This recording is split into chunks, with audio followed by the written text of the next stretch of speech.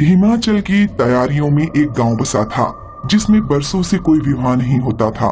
इसलिए वहां की आबादी धीरे धीरे खत्म होने की कगार पर थी। बहुत से लोग गांव से शहर में पलायन कर गए थे। गांव में सिर्फ कुछ ही परिवार रह गए थे। गलती से इक्का दुक्का कोई सैलानी वहां घूमने पहुंच जाता तो वहां की खूबसूरत वादियों को देखकर हैरान हो जाता। एक बार अजय अपनी पत्नी मोहिनी के साथ कहीं जा रहा था। तब तक उस घाटी वाली सड़क पर ही गाड़ी खराब हो गई। गाड़ी यहीं छोड़कर आगे चलकर देखें, शायद कुछ खाने पीने को मिल जाए। बहुत देर तक भटकने के बाद उन्हें एक घर दिखाई पड़ा।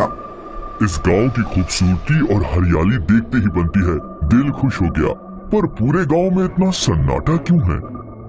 गांव में लोग ही नहीं है, इसलिए पर्यावरण भी बिल्कुल शुद्ध है। चारों तरफ प्रकृति की छटा बिखरी हुई है। बहुत देर तक भटकने के बाद उन्हें एक घर दिखाई पड़ा। जब वो उस टूटे फूटे घर में गए तो देखा एक बुजुर्ग व्यक्ति जिनकी उम्र लगभग 90 साल रही होगी, चारपाई पर बैठे थे। कौन हो बेटा? मेरे पास आओ। कितने सालों से किसी इंसान के दर्शन नहीं हुए। बाबा, आप इस घाटी के बारे में कुछ जानते हैं? ना यहाँ कोई इंसान दिखाई पड़ रहा है और ना ही कोई जानवर। तुम यहाँ कैसे आए? मेरा नाम अजय है। इधर से निकल रहा था, अचानक मेरी गाड़ी बंद हो गई। मैंने सोचा कुछ खाने पीने की जगह हो तो कुछ खा पी कर फिर से गाड़ी स्टार्ट करने की कोशिश करूंगा। जाओ देखो, गाड़ी में पानी होगा और कुछ रोटियां भी होंगी, वही खा लो। यहाँ तुम्हें बाहर कुछ भी खाने को नहीं मिलेगा। अजय और मोहिनी दोनों खा पी कर बैठ गए।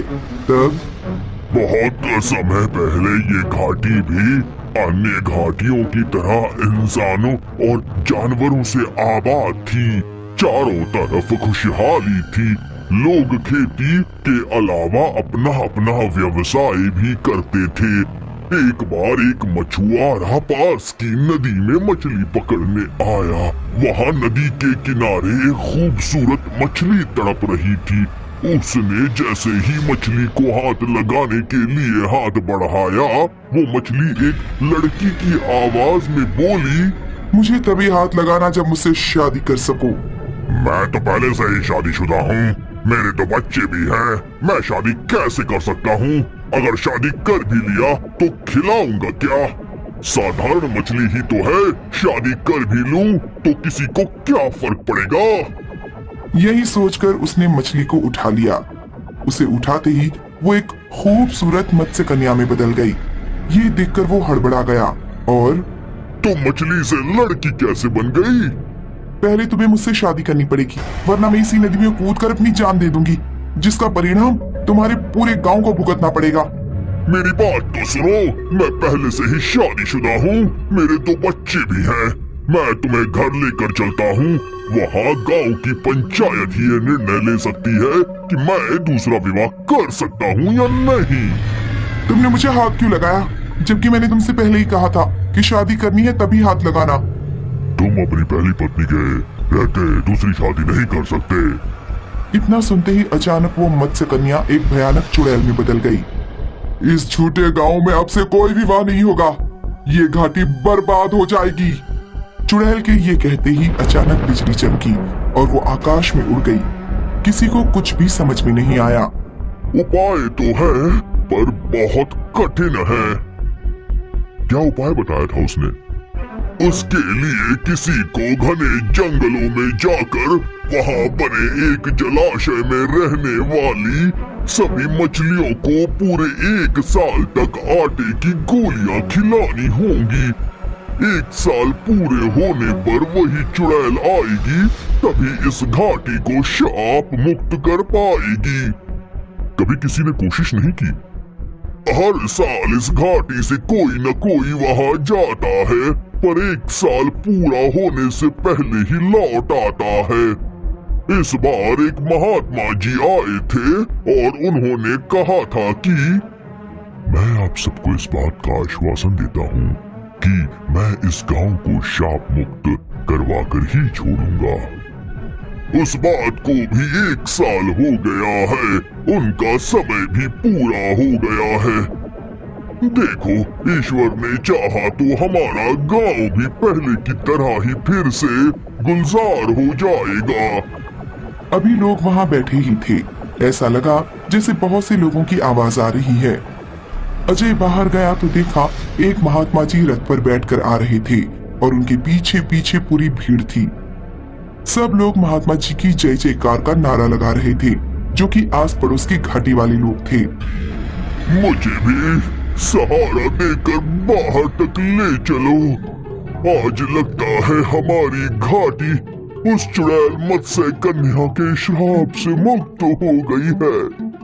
अजय सहारा देकर उन्हें बाहर तक ले आया। महात्मा जी जब आए तो सबने उनके चरणों में गिरकर बहुत बहुत धन्यवाद किया। गांव में मुश्किल से 15 लोग रहते थे। उनके लिए बड़े सौभाग्य का दिन था। बहुत बड़ा उत्सव मनाया गया। हमारा सौभाग्य कि मैं और मेरी पत्नी इस ऐतिहासिक घटना के साक्षी बने। कुछ महीनों बाद अजय दोबारा उस घाटी वाले गांव में गया तो वहां जो लोग बरसों से बाहर चले गए थे वो भी अपने गांव वापस आ गए थे। शालू और अनिकेत के माता पिता की एक्सीडेंट में मृत्यु हो गई थी। उनके नाना नानी उन्हें अपने गांव ले आए और वहीं पर उनका स्कूल में एडमिशन करा दिया। घर से स्कूल आने जाने वाले रास्ते पर एक गंदा तालाब पड़ा करता था, जिसमें कीचड़ वाले पौधों के साथ कुछ कमल के फूल भी उगा करते थे। शालू और अनिकेत के क्लास में पढ़ने वाला एक लड़का मुन्ना कहा करता था कि उस तालाब के नीचे पाताल लोक है। पाताल लोक? हाँ, पाताल लोक, जहाँ बहुत सारे भूतनी और राक्षस रहते हैं।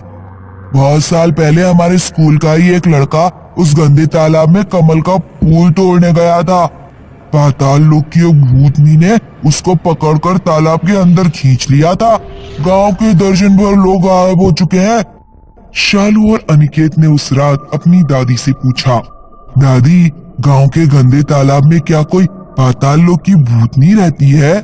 भूतनी के बारे में तो नहीं पता बेटा, लेकिन ऐसा सुना जाता है कि वो गंदा तालाब बहुत गहरा है और आज तक उसकी गहराई को कोई नाप नहीं पाया है और उसमें एक दलदल भी है।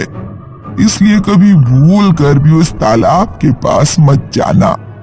एक दिन जब अनिकेत और शालू स्कूल से लौट रहे थे तो उनमें किसी बात को लेकर लड़ाई हो गई। तूने मेरा पेन अपनी सहेली को क्यों दे दिया? मुझे मेरा पेन वापस चाहिए। कल ले लियो। अनिकेत शालू के बैग से पेन निकाल लेता है। ये मेरे पेन है, इन्हें वापस कर। कल मैं तेरा पेन अपनी सहेली से दिलवा दूंगी। नहीं दूंगा। अनिकेत शालू का पेन गंदे तालाब में फेंक कर घर की ओर भाग जाता है। शालू वहीं खड़ी खड़ी रोने लगती है। अनिकेत ने मेरे पेन फेंक दिए। उनमें से एक पेन पिताजी ने मुझे दिया था। वो उनकी अंतिम निशानी है। शालू पेन ढूंढने गंदे तालाब की ओर जाती है। पेन तालाब के बीचों बीच कीचड़ में पड़े हुए थे।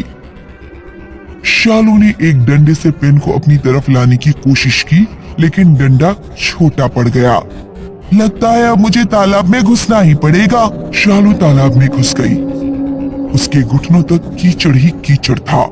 शालू ने जैसे ही पेन उठाने के लिए हाथ बढ़ाया, किसी ने उसका हाथ पकड़ लिया। शालू जोर जोर से चिल्लाने लगी, कोई मुझे बचाओ, बचाओ मुझे कोई अंदर खींच रहा है। तभी शालू की दादी वहां आ गई। वे अपने साथ एक डंडा लेकर आई थी। दादी ने शालू की तरफ डंडा बढ़ाया, तभी तालाब में से एक भयानक भूतनी का सिर निकला। भूतनी ने शालू के बाल पकड़ लिए और उसे तालाब के अंदर खींच कर ले गई। अरे कोई बचाओ मेरी पोती को, बचाओ। दादी के शोर मचाने पर मुन्ना, अनिकेत और गांव के बाकी लोग वहां आ जाते हैं। पाताल लोक की भूतनी मेरी पोती को ले गई। मुन्ना भागकर अपने घर जाता है और ऑक्सीजन मास्क और सिलेंडर लेकर आता है। वो तालाब के अंदर गोता लगा देता है। मुन्ना देखता है कि भूतनी शालू को खींचते हुए गहराई में ले जा रही है। मुन्ना उसके पीछे पीछे जाता है। भूतनी पानी के अंदर एक दरवाजे पर आकर रुक जाती है। लगता है यही पाताल लोक का दरवाजा है। भूतनी शालू को दरवाजे के अंदर ले जाती है। मुन्ना भी दरवाजे में घुस जाता है। मुन्ना जब दरवाजे के अंदर घुसता है तो वो बिना ऑक्सीजन मास्क के भी सांस ले पा रहा था। भूतनी की निगाह मुन्ना पर पड़ जाती है। भूतनी मुन्ना की तरफ बढ़ती है। मुन्ना तुरंत तेजी से तैरकर तालाब के बाहर आ जाता है। वो गांव वालों को बताता है कि वो पाताल लोक देख कर आ रहा है। गांव के गायब हुए लोग शायद जिंदा हैं और वे पाताल लोक में बंद हैं। लेकिन हम उस भूतनी को मारेंगे कैसे? मैंने गरुड़ पुराण में पढ़ा था कि पाताल लोक की राक्षसनियां अमर होती हैं, उन्हें मारा नहीं जा सकता और बस एक ही उपाय है कि हम पाताल लोक में बंद लोगों को बाहर ले आए। लेकिन भूतनी के वहां होते हुए ये कैसे संभव होगा?